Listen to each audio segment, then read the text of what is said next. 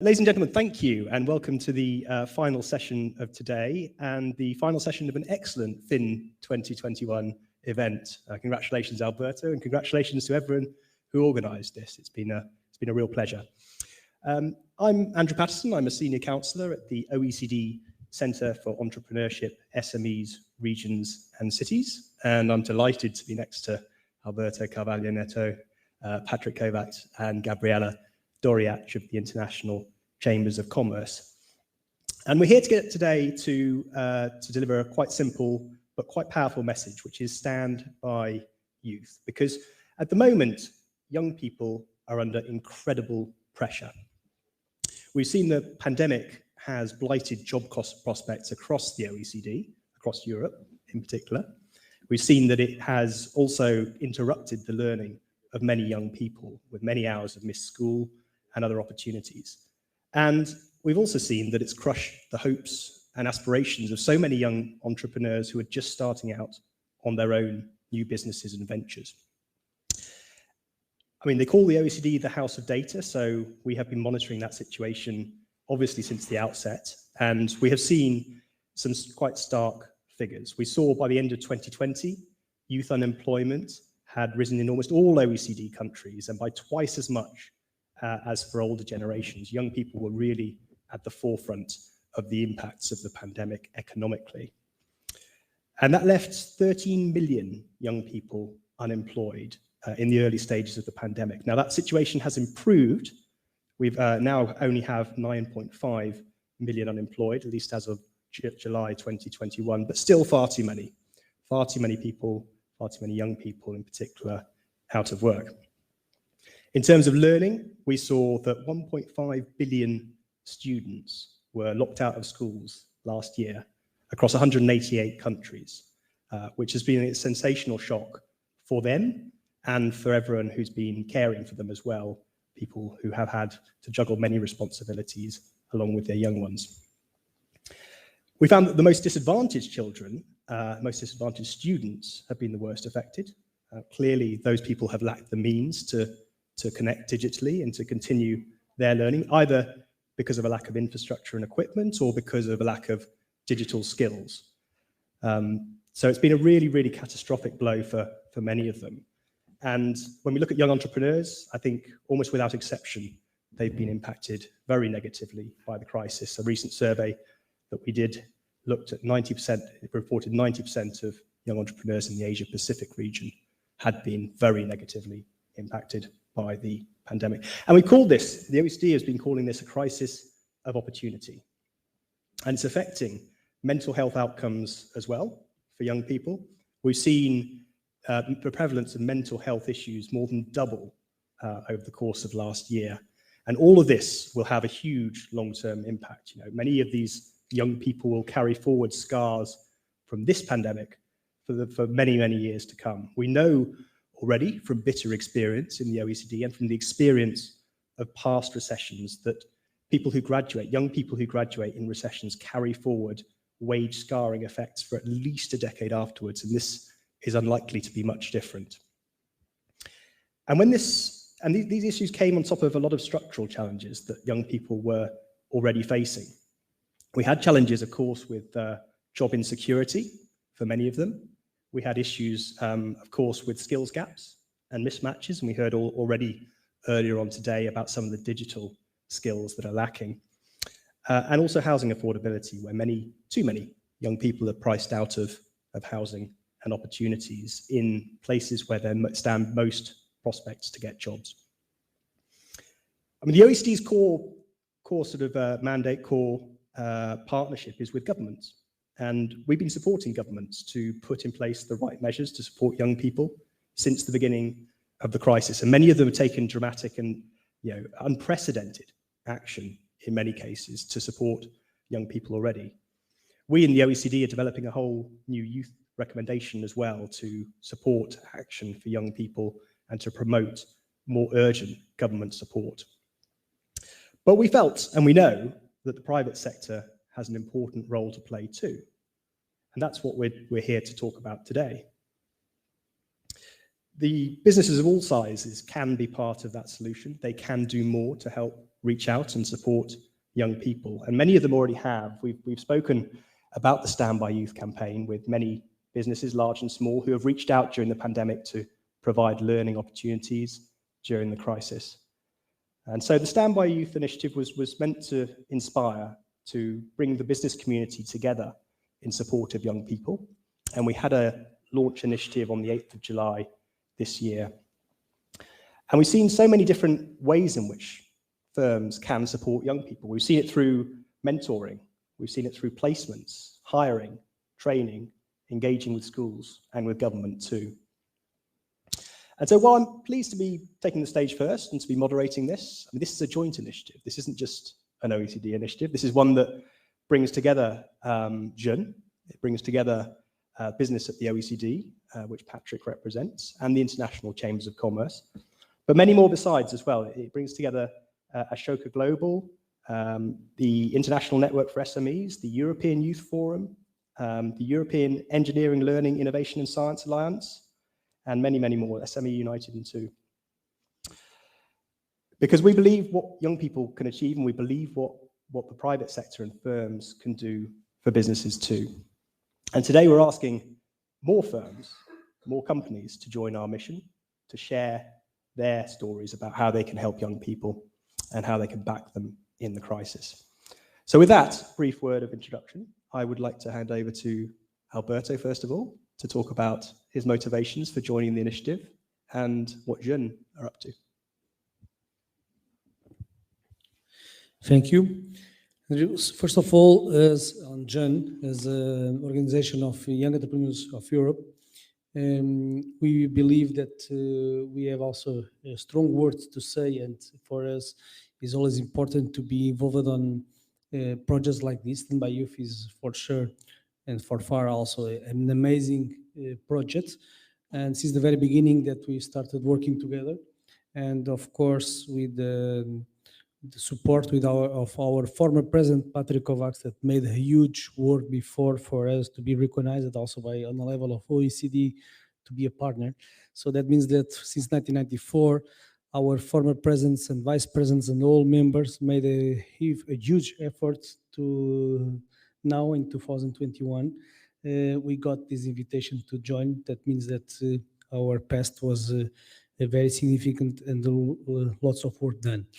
We want to keep that, and we want to be even more stronger on our position to support the young entrepreneurs.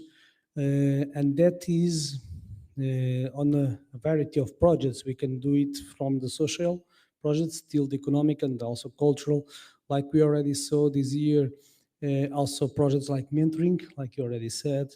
We have many initiatives, and even yesterday, even today, we also give some awards about projects that we believe that very easily can be replicated by Stand By Youth, because our projects that integrate and mostly give the power of empowerment. That is really important to do that, and on the different ways, and also trying to bring the education on more high ranking that we can do it. So these projects we are doing not just in the big cities, but also on the countryside. So we just got now our Vice Minister of Portugal on Interland. So that means that also in Portugal, there is a big support and initiatives for the countryside of the country. And in Europe and other countries on the city, it's really important also that we focus on the rural areas. So one of the things that we also want to do on Stand By Youth is giving more empowerment for the young entrepreneurs from rural areas to keep working and to keep living on these areas and don't need to jump to the big cities. Projects like, for example, the 100 Village, that is a project that is supported by Jeune, that is, for example, projects to reduce the cost of energy around 20% on the rural areas, are really important to give also the capacity and the partnership for the young entrepreneurs to keep doing the difference on their local places.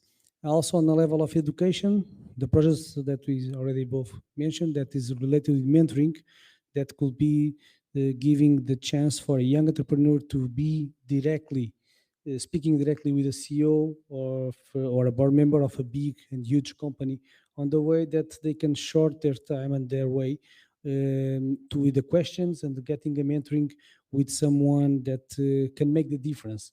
I always say that I imagine myself with 18, 19 years old, if I got some mentor, I believe that I didn't make so many mistakes. But anyway, doing mistakes is also good on business. If we can achieve and we can jump faster, we need to learn with that, and we need to improve our skills. And is that what we are trying to do on Jan? Is making and making that everyone can get friends, international friends, and people that we can speak, we can share information, and mostly increasing our networking. Doing that, I believe that we're going to be, and we are already doing something good, but we can be and doing much more. And we should use right now all our full capacities and all the associations that are here, but also all the associational networking of John to empowerment that also to become a partner, partner of Standby Youth. For that is necessary the commitment. It's really necessary that everyone's work on that direction. And if we do that, we can check that in the hand when we turn out the page for the next year or next decade, we're going to check that we already made also a good history. And that is the challenge that I will give here to our board right now, is that we need to make also our news history and show that we are also deserving in the future the awards that today we are giving to the former ones. Thank you.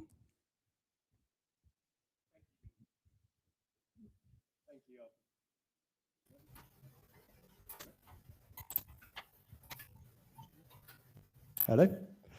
Thank you, Alberto. That was excellent. And it's fantastic that young people can count on Jeune. You sort of talked a lot about mentoring there and about the power of networks, which we certainly believe in and, of course, are part of in the OECD as well. So absolutely brilliant to hear that we've got your support and that you're working for young people and with young people every day. So I'd like to go over to Patrick, who's going to talk about BIAC and SMEs as well.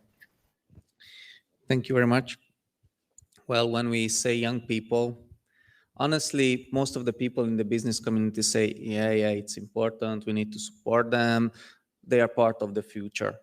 But I think this is not the good approach. Young people are part of our present and the part which is most interested in the future.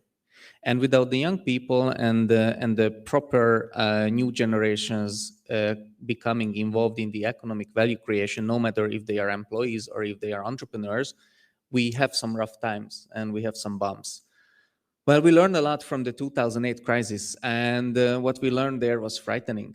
We saw that a young person stays out of the labor market for 1 year can actually shorten the life expectancy with 1 year, causing so much stress, self-evaluation problems, and mental diseases, and so on. And it's drastically reducing the employability. I'm very happy that now we can talk honestly about young people and youth entrepreneurship development, because honestly, what Jeune is doing was 20 years ago was not so recognized. I remember when we said, oh, we are young entrepreneurs, and people did not understand what's that. Jeune was the organization which was helping and pushing through the European Parliament at the COSME strategy that also the young people should be a highlighted target group. And then decision makers started to realize that we are not talking about young enterprises, we are talking about young entrepreneurs, because now there's a significant difference between generation and generation. Baby boomers or millennials or Generation Y or Generation Z has totally different skills and totally different needs on the market. And that's why youth entrepreneurship development exists, because the old strategies were not be able to call us young entrepreneurs. And that's what Jeune is doing, and the young entrepreneurs organizations to answering our own questions on our own language. And what we see is there's a very big issue about employability in different generations. Now there are studies which shows that Generation Y, Generation Z has a totally different mindset, because they grew up on social media. Their brain rewired When you scroll on Facebook, it's basically releasing dopamine. There, it's making biochemical changes in your head. We discovered that young people are not able to work on long-term tasks in the workplaces because after 1 or 2 months without results, they get frustrated and they quit. We see that young people are basically hopping jobs because they don't feel that I'm changing the world or I have no impact and I'm looking for something else. So basically on the labor market, there is a very significant issue about how to integrate always the upcoming next generations. With the business at OECD, we made a survey in 42 countries with close to 80 youth-led organizations, and we saw that COVID-19 was negatively impacting the young people, and also 90% of the young entrepreneurs said that they felt some negative impact.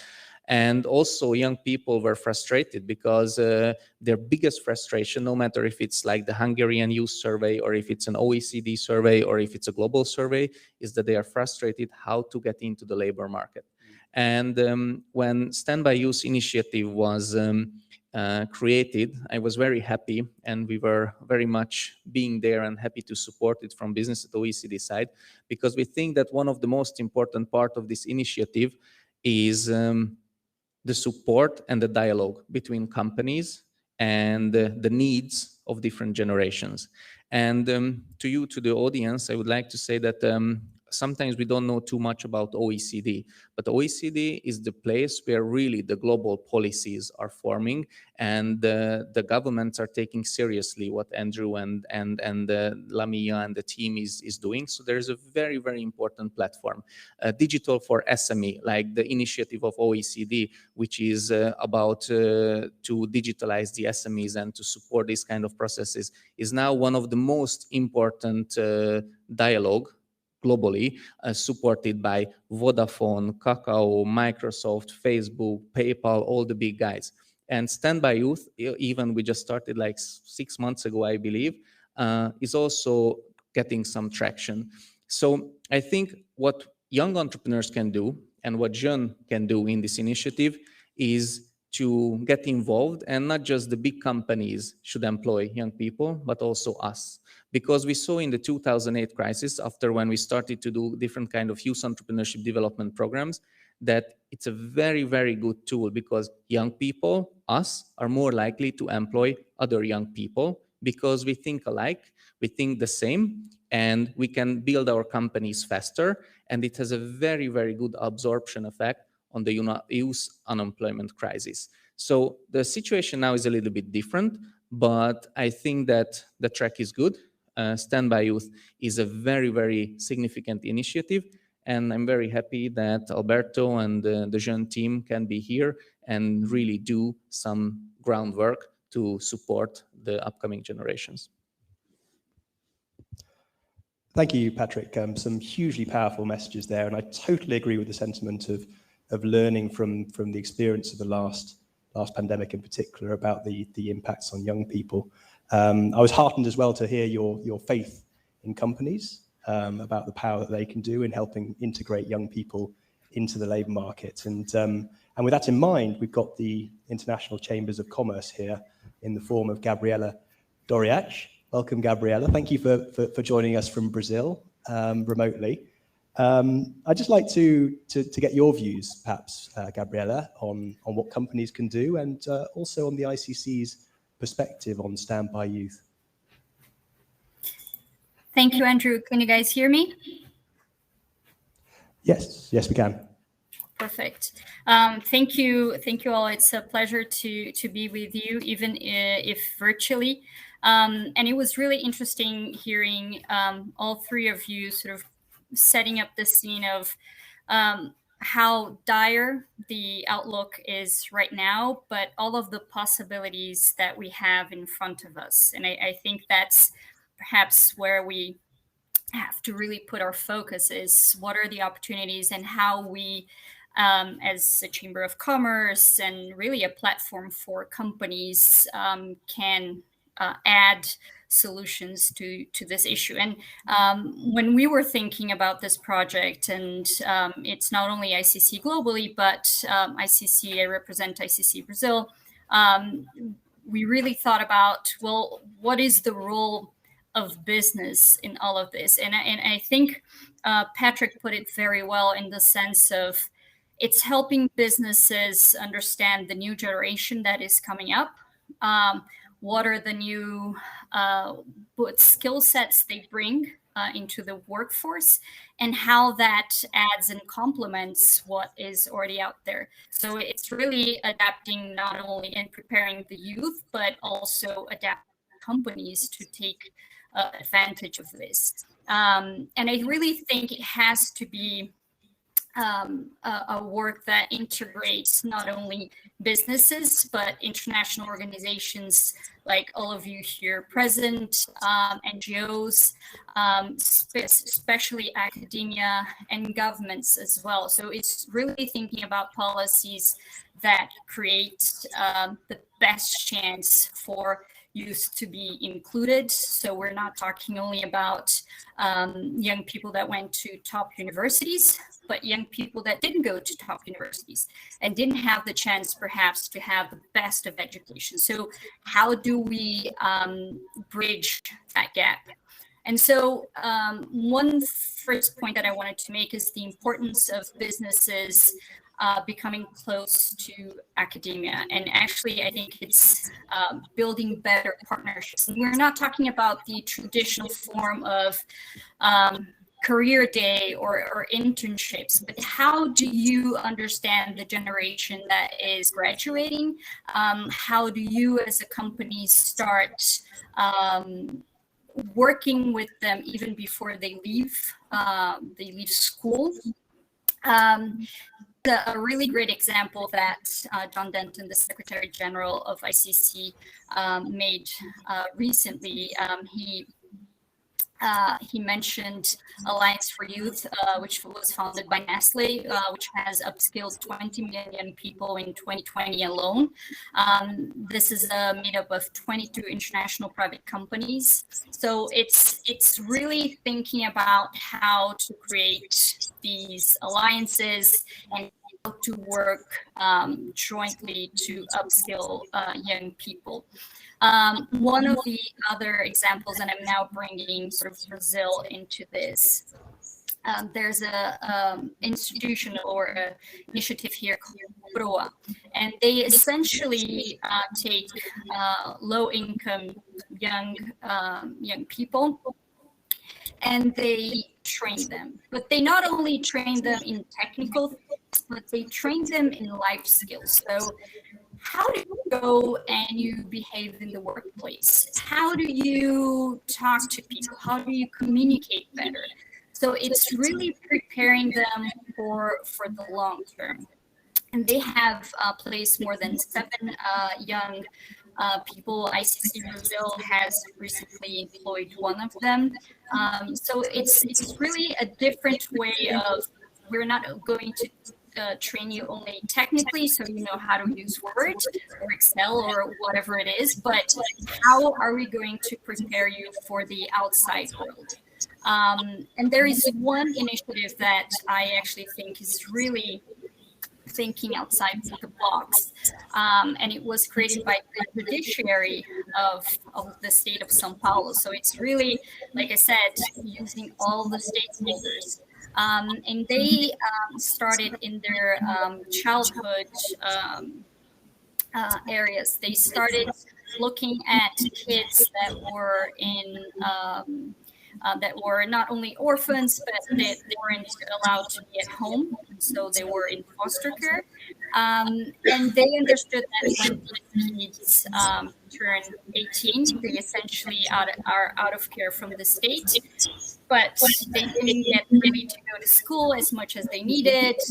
They didn't really stop and think about having a career, working. They had no skills. So they did create a program that reached out to companies, and these companies started employing them.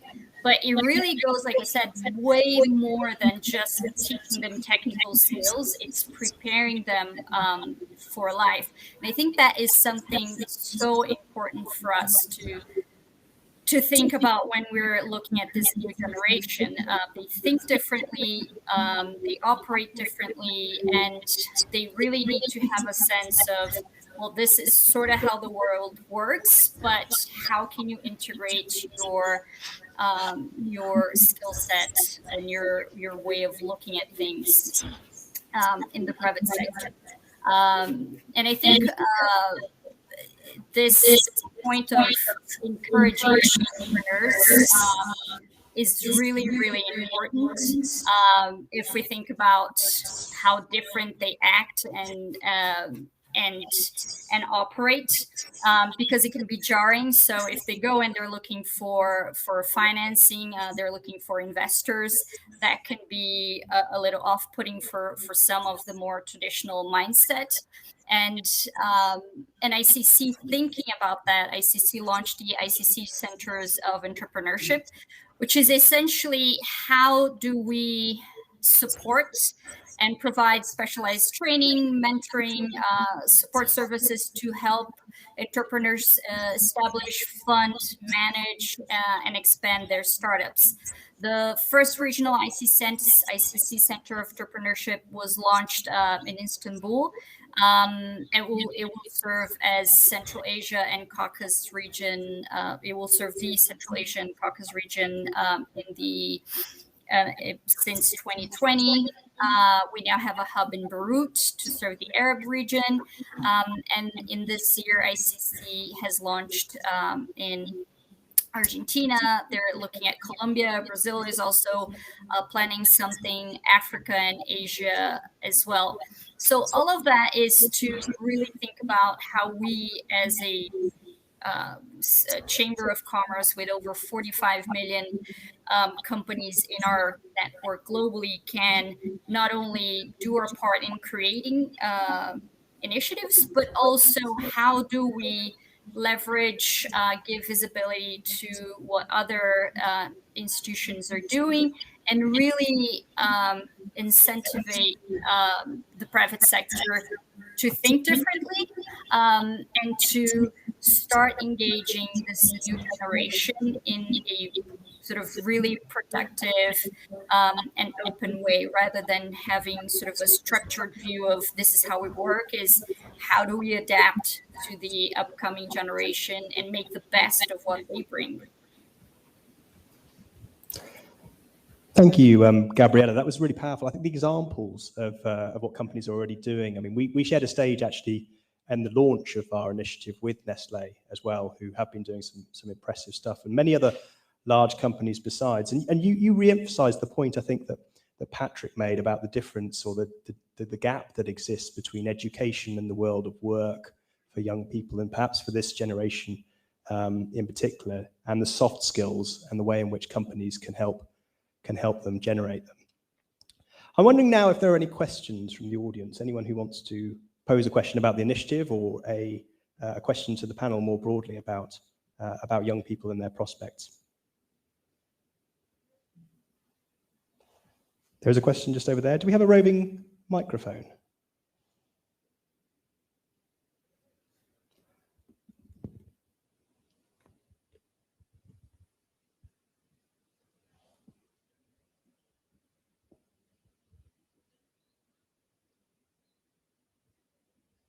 Just coming to you now. Sara Medina from SPI from Portugal. Many thanks for the great interventions. So my question is about mobility. Right now, in these times that we are right now going through, you see a lot of mobility between jobs, especially young people are really just changing jobs very often. Is there a specific reason for that, and how do you see it in the future to evolve? Many thanks.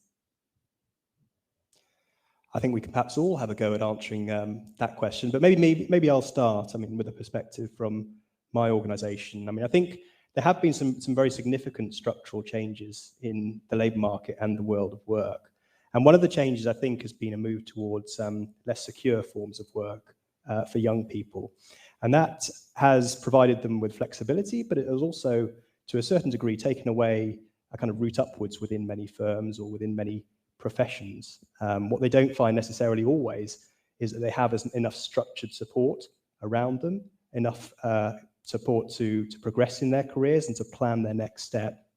And of course, that often means that the only way that they can get ahead is by moving, by voting with their feet and by going from one organization to another and taking their accumulated experience to get a promotion or to get a slightly different perspective on things. So I think the world of work has changed. It's not true of all companies. I know there's a lot of companies, and we've spoken to a lot in the context of our initiative too, that are doing huge amounts to promote career prospects for the young, and graduate schemes and those kinds of things. But I do think that certainly, for first-time jobs and at the lower end of the labour market, there isn't the structure around young people.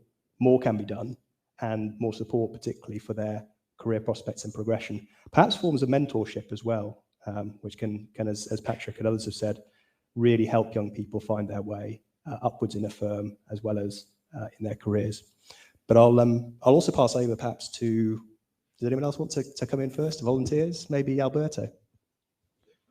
I believe that mobility is amazing. Is a very good form that we have now, and lots of young entrepreneurs achieve that and once and exploring that. That is also giving more opportunities, but is also one of the achievements of the lower prices that we are getting now, also on flights and the train tickets and so on, that give us, for our generation already, the 30s, 40, to the capacity to do that, because our parents, for sure, that wasn't possible. But for the younger ones, is a huge opportunity, but also means that we still lots of things to do. One of the things that we also discussed here during this forum, International Business Forum, was the capacity and that the governments needs to give, to explore and to help with the visa, also to get the support for the ones that really want to work. So we need to, and one of the things that is important to do under Standby Youth is also these connections for the ones that really want to work, and the cap and the way to make it easier, to avoid stay 2, 3, 4 months. For example, here, we lost almost 80 people, not just because of the COVID. Okay, COVID situation makes the damage also between the relations between the countries and the way to move, but also because of the lack of the capacity to make forward with even with the Schengen visa at this moment. So we lost the delegation from Nepal, 17 businessmen that was to be here also. We lost a few members from other countries in Africa also that couldn't achieve. So we are really lucky inside Europe, but even inside Europe, we have different kind of realities also. So we need to look on that, and Standby Youth, I believe that can try to make a loop on this gap. And one of the projects that we have that is amazing, mostly for me, that I never did the Interrail, is the business rail that we are doing, that we launched a few years ago. And that is the project that we go on a train. We cross different countries. Each country, we have a seminar and we have speed meetings.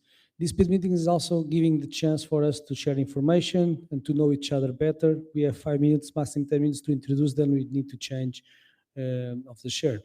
And it's amazing. I just got this edition on Iberian Business Rail. I just participated in 2 moments. But when you ask to another young entrepreneur, what is the most important, some of them will be education, but other ones is mobility. And for us, sometimes we already assume that is something easier. Yeah, why not? In Portugal, for example, but then we are speaking with our member from the same age or a little bit younger. And for him, is not sure yet. So we still need to work on that. Thank you. That was really interesting. Thank you. And it's interesting that they're really bringing up the issue of mobility first and foremost. Patrick, did you have a few words to add? If you think about mobility, I would also interpret it as flexibility, like between companies.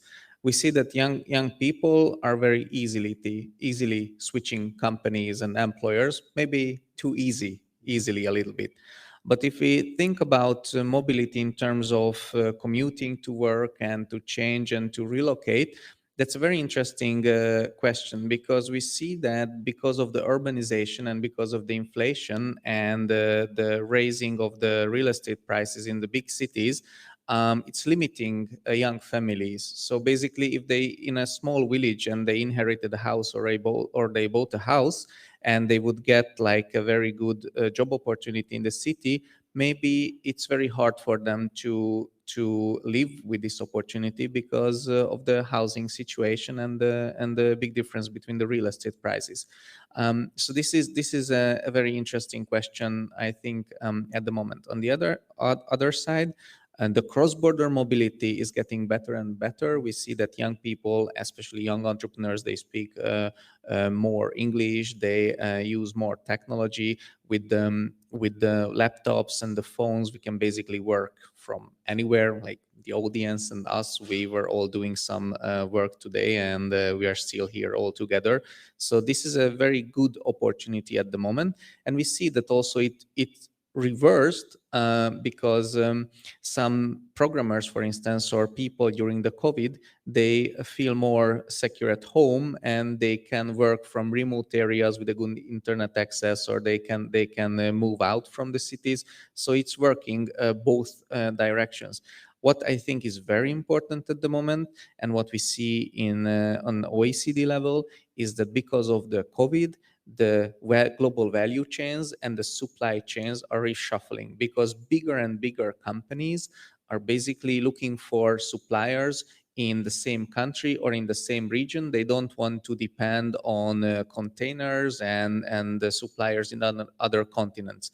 So I think, taking the mobility aspect, now it's a very good opportunity for young entrepreneurs to a little bit be more mobile, go around, at least just search the neighboring countries or the opportunities in the EU, because I think now the young entrepreneurs can take advantage of this process. And it's also attached to mobility, to be daring to go to another country, because SMEs are honestly not so much exporting or working on other countries. Like in the EU, only 8% of the small and medium businesses are basically working at least on one other market. So there's a lot of room to improve. And now I think it's time to look around and a little bit go around.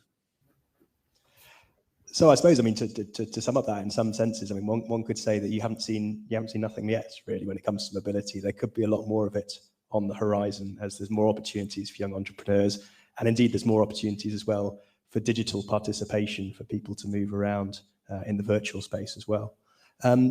Final word perhaps to Gabriella before we look to close this session. I think Patrick, in his previous answer, had alluded to this issue as well. I think young people tend to value other things than perhaps older generations did in terms of career. I think they definitely looked for a cause in which they believe in, so they bring more values into the workplace, and they want companies to follow those. And if they don't feel that the company shares those values, they'll happily move. And I also think that they do put a better balance in the work-life dilemma. So they're looking for a job that will allow them to have a life. They're not looking for just a work and have nothing else going on in my life. And I think one example of this was, as companies are coming back to trying to come back to a more in-office regime, we've seen a lot of companies facing a dilemma when younger people are saying, I don't want to go back. I want to stay in, in my home office. This is what I want to do. And if you're not willing to compromise on that, I'll move. I'll find another job. So it's putting other sort of values and priorities ahead of just having a career, which didn't happen with older generations. So I think that's something to think about as well. Thank you. And so maybe a shift of values as well to think about. But I'll sort of close this panel by thanking the panel, of course, thanking Alberto, thanking Patrick, thanking Gabriella for their involvement in this panel, but also for your support for the initiative as well, which has been much appreciated. We've had the great pleasure in the OECD of joining with, as I say, many international institutions to promote youth opportunities. And we talked about Nestle, but there are so many other companies that we've shared the platform with. We talked to IBM about it. We talked to Santander. We talked to Bayer, Adecco, many big firms. We've also spoken to many small firms as well. We haven't covered that so much today in the panel, but many small firms are doing a lot more to support young people as well during the crisis. They're putting together internship schemes. They're sort of interacting with schools and universities for the very first time. And they're putting in place the crucial support that their own employees need to progress within the firm themselves. So we're seeing a lot of activity, thankfully, from both small firms as well as large firms that helps the Stand By Youth initiative. And if your firm or your business can do more to support young people, we'd be very interested in hearing from you as well. We have our Stand By Youth website with an email address to get in touch with us. We've also got the hashtag Stand By Youth as well. So do share your stories on social media. We want to inspire others, and we want to ensure that we don't leave this very talented generation behind, as perhaps has been the case with previous recessions. So thank you all again for joining us and for sticking with us this long into the evening. And with that, I should say, have a great weekend, and thank you very much to Alberto and to FIN2021.